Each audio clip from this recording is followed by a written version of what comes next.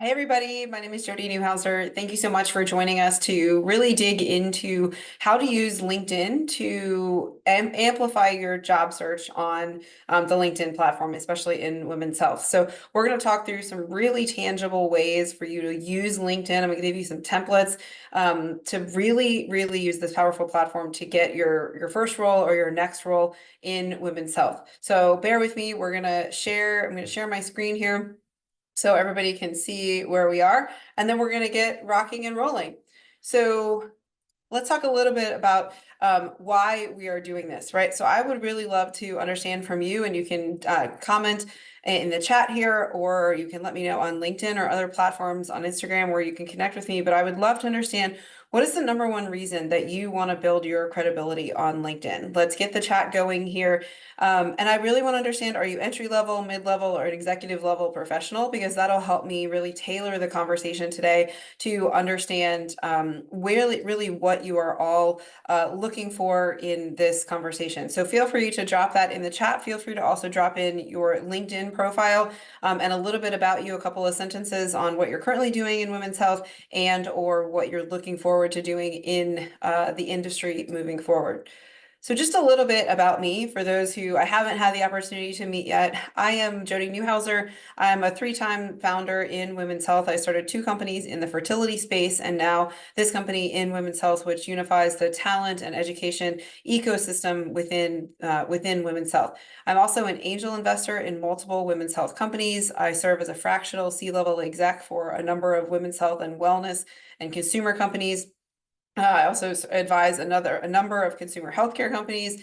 My background really comes from the D2C and the B2B space. I came up through sales and marketing, then moved into product, then moved into building technology, and then into the C-suite where I have managed both operations and served as a founder and CEO. Across my 20 plus years of experience, I've raised more than $100 million in capital for pre-seed, Series B, and political candidates. And I regularly speak to founders and recruiters. I've spoken to more than 50 this year, really just understanding what is the ecosystem, what's happening, and what's happening in our space in terms of hiring for the women's health ecosystem. So a little bit about who we are at Women's Health. In Women's Health, we are the only career acceleration platform for women's health, and we do that in a couple of ways: through community, through education, and then just through our network. So you can sign up. We have a number of free weekly and monthly resources. Hopefully many of you are on our weekly email newsletter that comes out. I send it out every week, and it has more than 100 women's health jobs in it. And then we also have our free talent network, which is linked here, and you'll have access to these slides. And that talent network just combines your LinkedIn profile along with your resume and really adds that information into our database. I often get calls from founders and other people in the industry who are looking for, say, a list of engineers or a list of product managers in the women's health space, and I can easily pull out of that database this list. I will not send your information to anyone without checking with you first, but the first part of getting a job in women's health is getting your name onto those lists. So please create your profile in our talent network. We do a number of broader free industry events, this one included. We have a couple more coming up, which I'll tell you more about at the end of this. We do host every month a monthly networking event where we have usually 40 or 50 people who are interested in the space and want to come together and meet each other and learn more about the industry. So that is all on our Luma page, which I will link here below in the comments and in the description. In addition to that, we have our community. We have our private membership community, and this is a confidential Slack community where we list a number of exclusive job postings. We have a number of exclusive events for our members only. Those include specific get to know you and meet and greets with recruiters in the industry. The most recent one we had was from Pomelo Care. We have one coming up from Seven Starling. So a number of women's health companies come and tell us about their industry, what they're doing, and their hiring plans moving forward. We also have our Talent Academy, which helps people really dig in and understand more about themselves and understand what type of company you may be a great fit for in the women's health space. And then, like I mentioned, we do a number of member-only and content events. On the separate side, outside of the community, we have our education platform, and our education platform is led by our premier program, which is our Women's Health Mini MBA. This is a 6-week program which really dives into the nuts and bolts of the American healthcare system.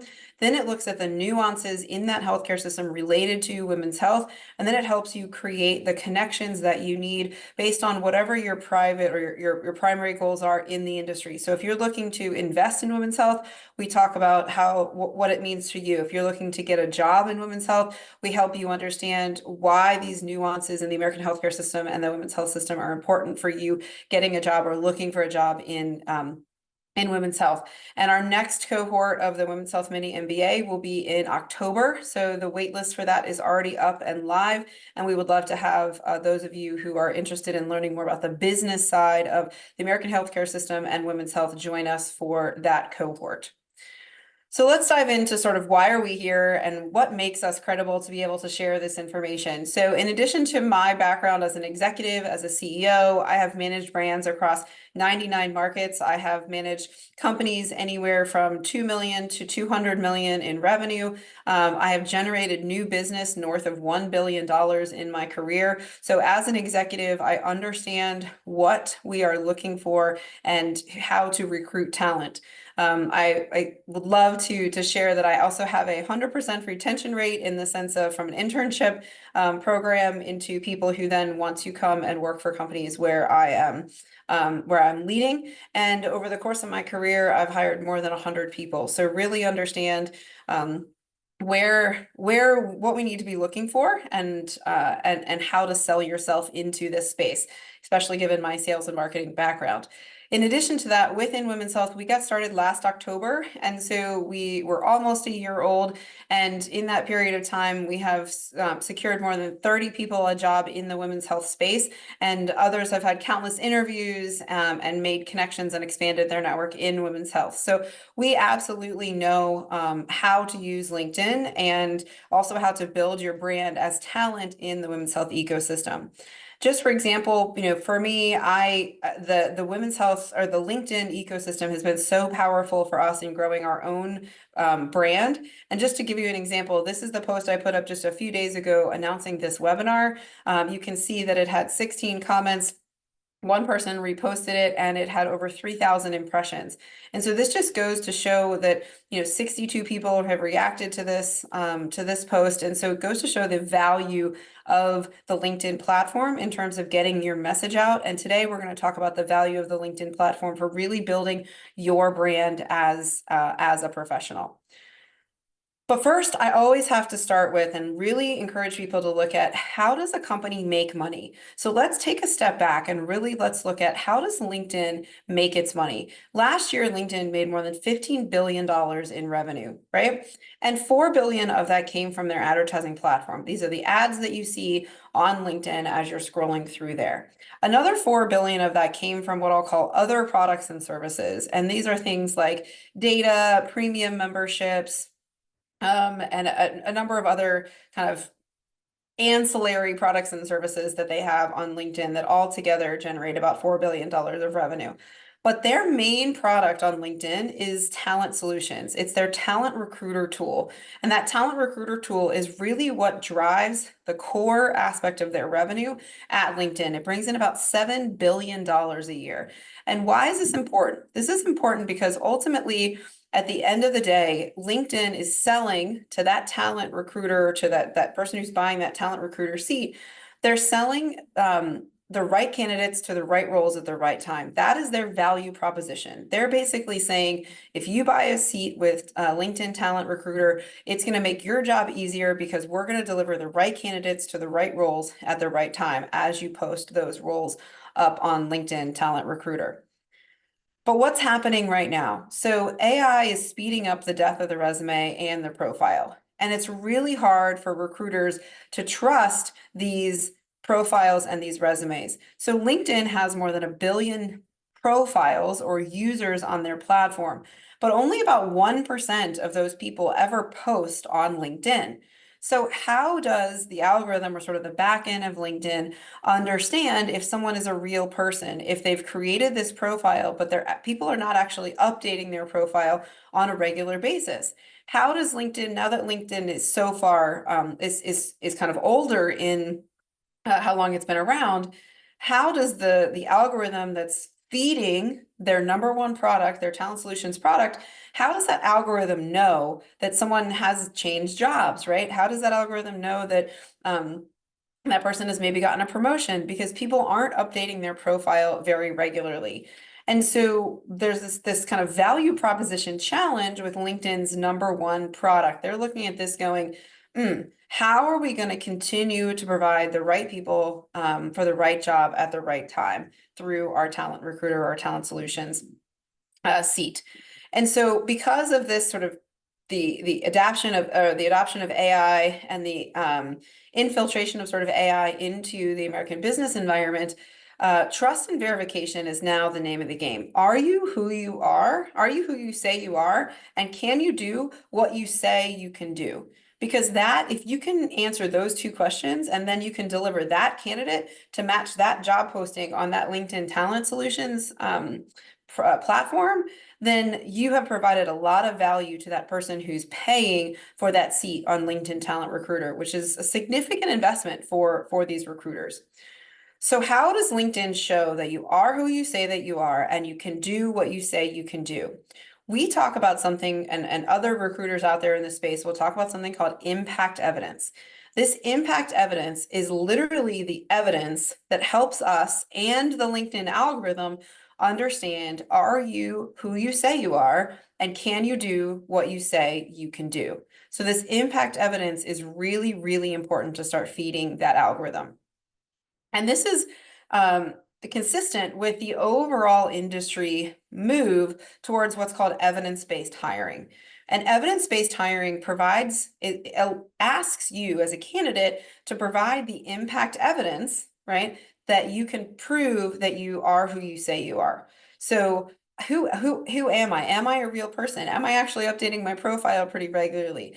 And most importantly, how does LinkedIn, the algorithm behind LinkedIn Talent Solutions, how does that algorithm know that I am who I say I am and I can do what I say I can do? It used to be your profile. It used to be you being able to literally put up your profile, say what you have done in the past, and that was enough. But the problem is now that LinkedIn is further along in its product life cycle, a lot of people haven't gone back to update those profiles or aren't updating those profiles very regularly. So now who they say they are might still be the same thing, but LinkedIn doesn't necessarily know if they're a real person or not because they haven't updated their profile in, say, 2 or 3 or 4 years. And so remember, LinkedIn's job on the talent recruiter side, their number one value driver, their number one revenue driver is to show the right candidate at the right time for the right job. And if LinkedIn's algorithm thinks that you're not either a real person or you can't do what you say you can do, then they're going to put you in those job search results much farther down, page 5, 6, 7, 8, 9, 10 versus in those first few pages of results that a LinkedIn recruiter or LinkedIn talent recruiter may use. So now on LinkedIn, it's not about your profile. It really isn't. Your profile is still somewhat important in the sense that you have to have it and you have to have some keywords in there. But that's it. It's really all now about your content and that your content is delivered with frequency and relevancy. So let me go back for a second. What does that mean? It's delivered frequently. If content is delivered frequently on LinkedIn, the LinkedIn algorithm knows that you are a real person because you are on there, you are posting every single day, and that content is being delivered either every single day or every other day. So the algorithm knows, hey, this person is a real person. Relevancy, we're going to talk about how we do this, but relevancy is this person can do what they say they can do. So if your whole profile is about marketing and you're not actually, how does LinkedIn know that you're a good marketer? How does LinkedIn know that you're keeping up with trends on marketing, that you are actually a marketing expert other than what's in your profile? It's based on the content that you produce, especially now as the algorithm has changed. So last spring, LinkedIn changed their algorithm to focus on these two things. Is someone posting frequently, and what are they posting? Are they posting something that is relevant to the job that they're either trying to get or that I as a talent recruiter am trying to fill? So the people who are posting frequently and the people who are posting relevant content based on the job that they're trying to get are the ones that are showing up earlier and earlier and earlier in the results on LinkedIn Talent Recruiter. So how do we think about doing this? So how do we actually make this actionable? So in Women's Health, we have what we call our In Women's Health Job Search Framework. We encourage people to go through a number of steps. And if you come to some of our other experiences or webinars, you'll see sort of how we help you go through this process. We first encourage you to look inward. What are your strengths? What are your weaknesses? What are your triggers? What is your unique value add? And how do you tell that story? And we'll dig into this a little bit more in just a second. Then we encourage you to what's called find your fit. Where is your best fit in the industry? What types of companies? Are you better at a VC-backed company or a smaller company or a corporation?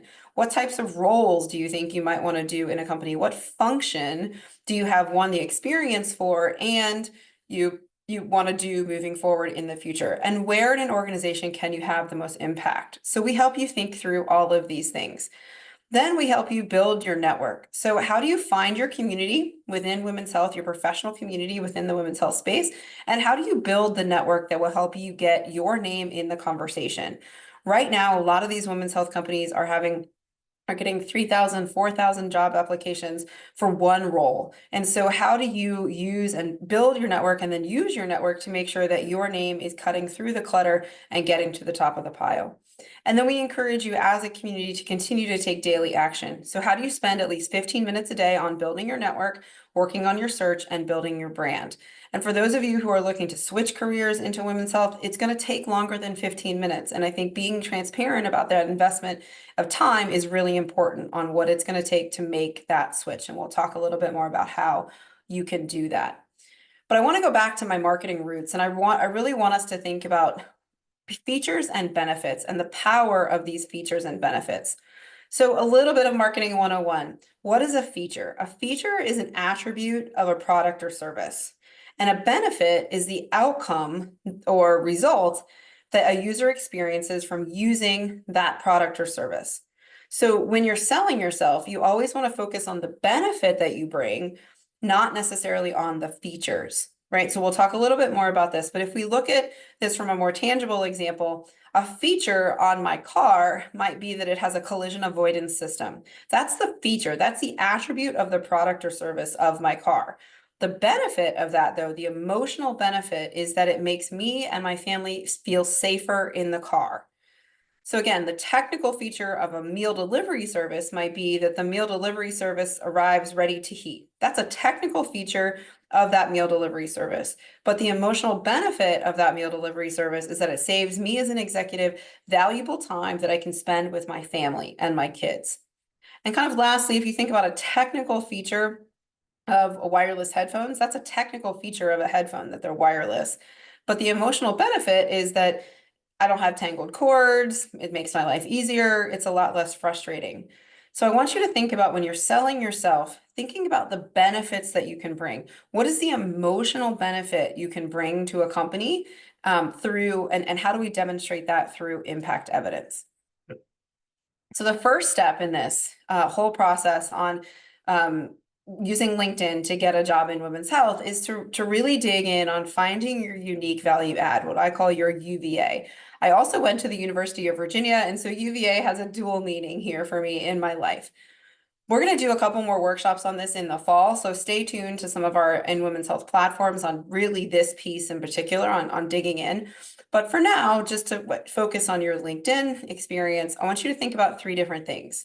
Who do you want to serve? Who are you trying to get attention from? Who's your audience? So if you're a job seeker and you're looking to use LinkedIn to get a new job, the person you're serving or who you're looking for is you're looking to reach founders, executives, people in your particular function, right, at a women's health company, and hiring managers at that company and recruiters as well. I'll put, hiring managers and recruiters in the same space. Then think about what you want to share with them. So you know who you're trying to target, who your target audience is, whose attention you seek. Then what are you going to share with them, right? And when you think about this, you think about what problems do I solve for that person? So companies hire someone to solve a problem and alleviate a pain point. And so what problems are you solving for companies in your particular function? So if you're in marketing, What problems are you solving related to acquisition, to retention, to building awareness, building consideration, building conversion? What are those problems that you're solving there? And then what can I share with them that shows that I can solve this problem and I can alleviate this pain, right? This is where the impact evidence comes into play. What can I share with them about my experience or my past experience that shows that I'm qualified to solve this problem and alleviate this pain for them? And then the last piece to think about is, how does this support them? So how does this actually help them? How is it going to make their life easier once you solve it for them? So if you solve their acquisition problem, how does this make their life easier as a founder? It means that you can extend their runway. It means you don't have to raise as much. It gives you a faster path to profitability, right? It helps the company's bottom line. So there's, what is the benefit that you're providing? Those are all, less emotional. The kind of bigger ones are like, this alleviates the stress of how are we going to acquire customers. Once you found that channel that works best, then everyone can kind of breathe a little bit easier in a company. So how do we validate once we find our unique value adds? And it doesn't have to be one thing. Hopefully we can help you come up with a list where you have multiple unique value adds. It doesn't need to be just one, bullet point. So how do you quantify some of these unique value adds to a company? The first thing you can do is you can use numbers to highlight your impact. You should be doing this anyway on your resume. These are things like, I increased sales 34%. I saved $2.5 million in costs. Like, what are the actual metrics from a quantifiable place that you can use to demonstrate your unique value add? When you're trying to validate your unique value add, you always want to be really specific. So you want to detail the steps that you took and the results you achieved. And this is where you really want to tell a story that provides that context. And we'll talk about sort of what this looks like in just a second. So hang with me. We're going to pull all this together into a very tangible way to use LinkedIn. I'm just kind of giving you the building blocks and the pieces right now. The other thing you can do to validate your unique value add is you can use case studies. These are detailed examples of projects you've worked on, the challenges that you faced, and the outcomes that you have delivered, right? So these are, hey, I did, this quantify, right, for this brand, and this brand came to us with this problem. This is how I worked through it. These are the challenges that I faced, and these are the outcomes we delivered ultimately for this brand. And then you always want to make sure that you're tailoring what you're talking about, and your skills to the roles that are most relevant for the job you're applying for. So making sure that you're tying into those relevant skills. So what does this all look like when we start to put this together? So you can look at here our unique value add template. Across the top, we're going to say, whose attention do I seek? And who am I trying to reach? What is my audience? So you can fill this in here and say, look, I'm trying to reach founders and hiring managers of a Series A women's health company, because you might understand about yourself that you would be better off at a Series A company versus a pre-seed company versus a Series B company. And that's something that in women's health, we really help you understand about where you are. So then down the left-hand side, I would list problems I solve. So these are kind of all of those different problems that you feel very qualified to solve for an organization. So I just use reduced CAC and increased conversion rate here as an example. Then go across, what is the pain point for that problem that I solve? What's the entrepreneur's pain point? Entrepreneurs or the hiring manager's pain point. They don't know what levers to pull to reduce CAC.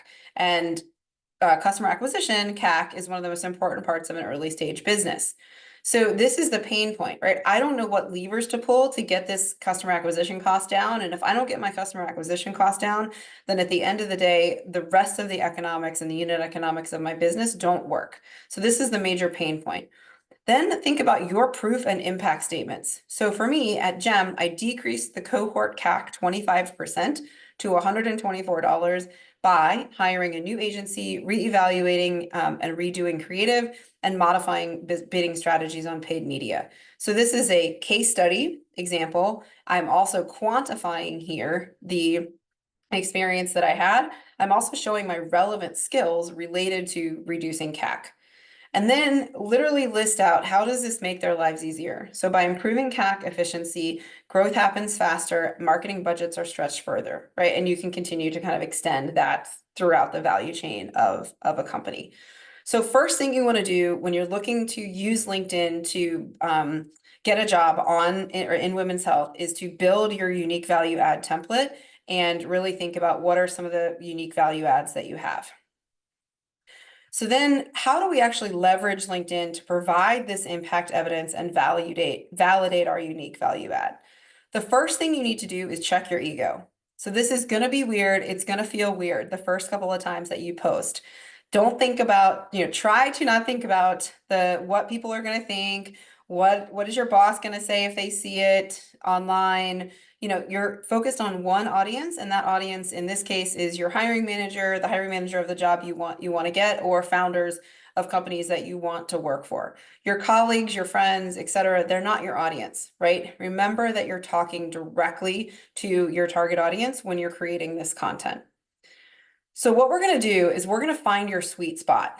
And your sweet spot sits between your interest in women's health, and that's why all of you guys are here. So you've already checked the box on women's health because you showed up here and you have an interest in the space. Maybe some of you have a particular interest in this space. You're particularly interested in fertility or menopause or maternal health or other parts of the industry.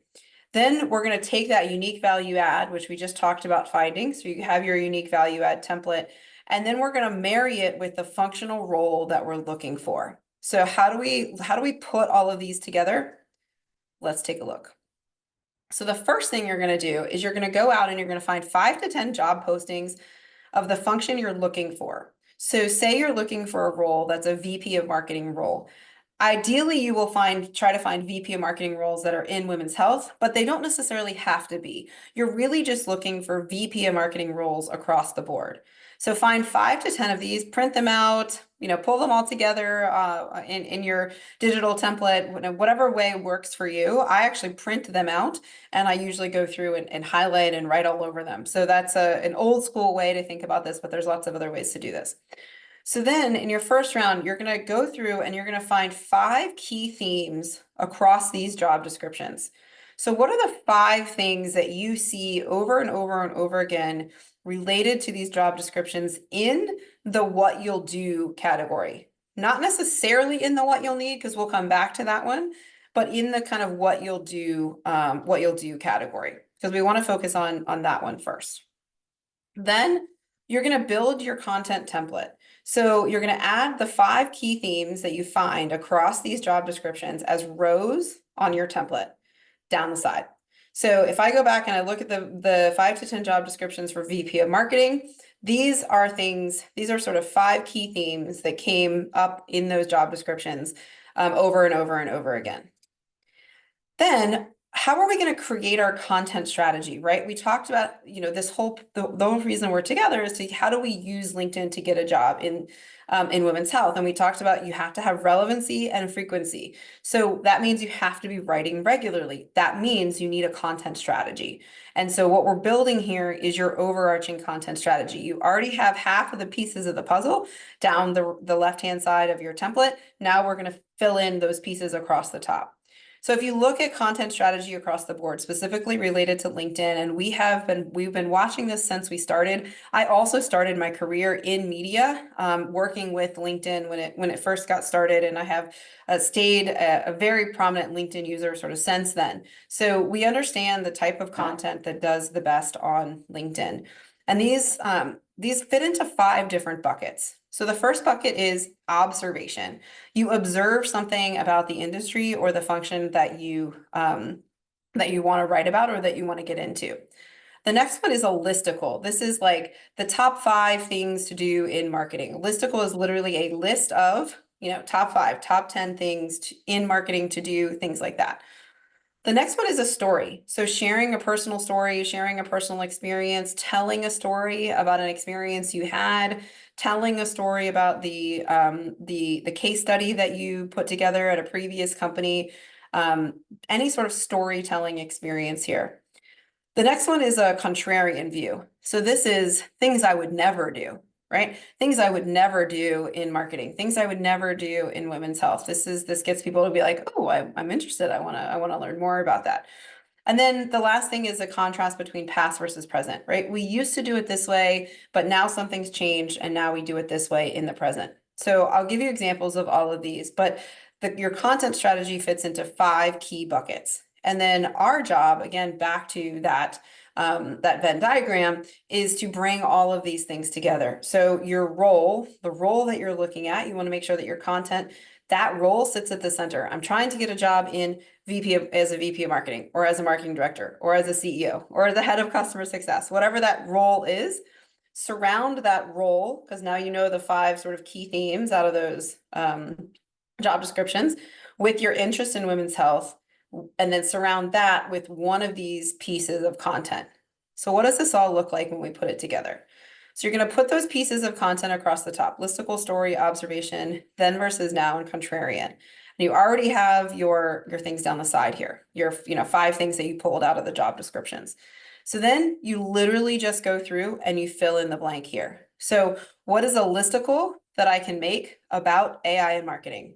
I could write content on 5 ways AI is disrupting marketing in women's health.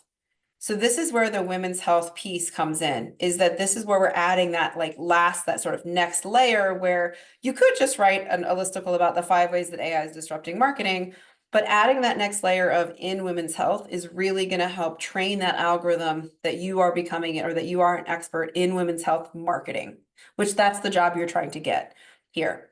So then you can go across the top. What is the story that I can tell about AI and marketing? So how did I accidentally use AI to save me 20 hours of work? Now notice that's not specifically about marketing, and it's not specifically about women's health. So not every piece or every box on your template needs to be about the function, women's health, and and a piece of the content. You can just have 1 or 2 of those. You don't need to have all of them. Because then if you look at observation, for AI and marketing, I think AI will transform women's health. Here's why. So now you see we're back to AI, we're back to observation, we have women's health, but we don't necessarily, I think, how you think AI will transform marketing in women's health. You could absolutely extend it to that, but just don't feel like you have to stuff all 3 of the function, the industry, and the type of content into the same bucket. Same thing with this, then versus now, right? 3 ways we use AI in marketing that were unheard of a year ago. So you can see how that's a then versus now positioning. And then the contrarian piece would be AI will create more marketing jobs than it will eliminate. Here's why. So this is a contrarian view to the sort of larger view that AI is actually going to reduce jobs. So I'm not going to go through this sort of section by section, but you'll have the slides and you'll have the template for here. But this is how it all comes together. And then you literally now have, 20 days of, 1, 2, 3, 4, 25 days of content that you can produce. So now you can set, 30 minutes in your calendar, an hour in your calendar, however much time you can give it, to sit down, and on day 1, you sit down and you write 5 ways AI is disrupting marketing in women's health. The next day you sit down and write how I accidentally used AI to save me 20 hours of work. So it just makes it so much easier to actually sit down and get your thoughts on paper when you already have the headline written, and then you just have to add 1,000 words of text underneath it. And we'll talk about the kind of right way and the right type of content to do. So just want to give you a couple of common pitfalls here that I don't want you guys to ignore. So there is a sense of over promotion. So we want to stay focused on our content strategy that we just talked about. We want to stay focused on this content strategy versus over promoting products or services or sharing content without a coherent strategy. Because remember, when you are posting on LinkedIn now, given the new algorithm, you are training that algorithm to put you in a bucket of what type of person you are, right? And if you're trying to position yourself as an expert in women's health marketing, then almost all of your content needs to be about women's health marketing, right? It needs to either be the marketing function, women's health function related. Another key pitfall is a lack of authenticity. You have to be who you are, right? So there's a lot of gurus out there that'll say, hey, buy my templates for posting on LinkedIn, and I'll get you to, 10,000 followers. The algorithm knows those. They see those, that you'll be penalized if you use them. Same thing with ChatGPT. So anything that sounds generic or doesn't actually sound like you or include very specific metrics, related to you, the algorithm is gonna flag that, and it's gonna say, it's basically gonna tag it as inauthentic. So you want to make sure that even, if you are going to use ChatGPT to sort of start your content strategy or like think about it, you need to make some pretty significant changes to it to make sure that it showcases your impact evidence in an authentic way.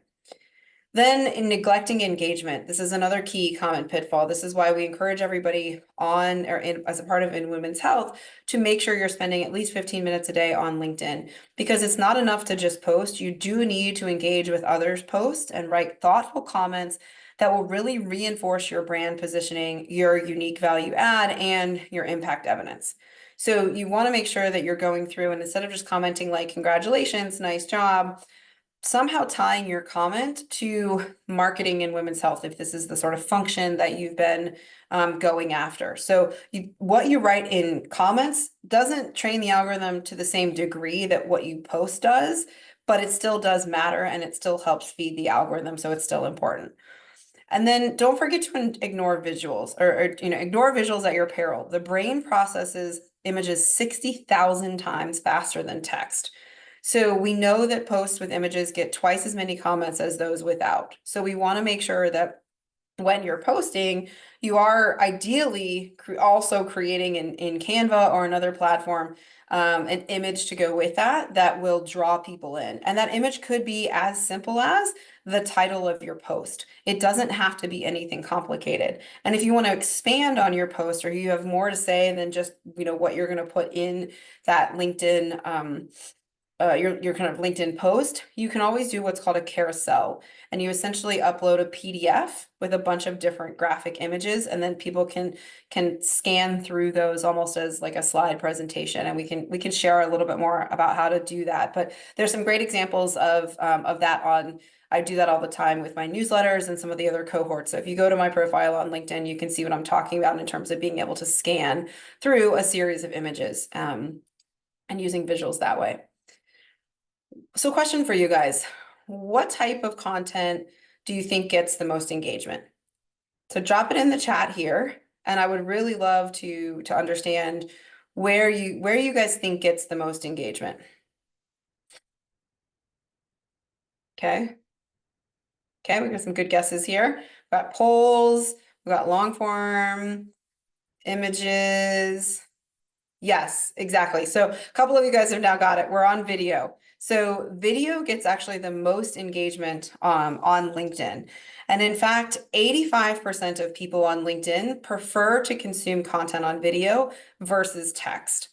So what LinkedIn is doing is they're getting ready to launch LinkedIn Video. And some of you guys may have this in beta on your feed already. It's something that they're rolling out slowly.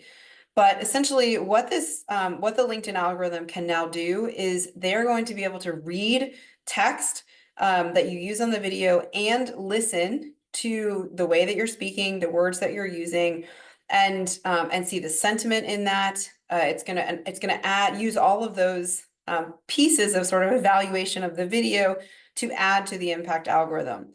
So how you present yourself on LinkedIn, it's going to be able to check to, the sentiment will come up if you're positive or negative. The sentiment will come up if you're, executive level presenter, or you have executive presence or not. So I can't stress enough the importance of LinkedIn Video. And I will say I don't have access to it yet, so I haven't started doing it. But if you look at a number of other profiles out there, you can see how people are already starting to use video on LinkedIn.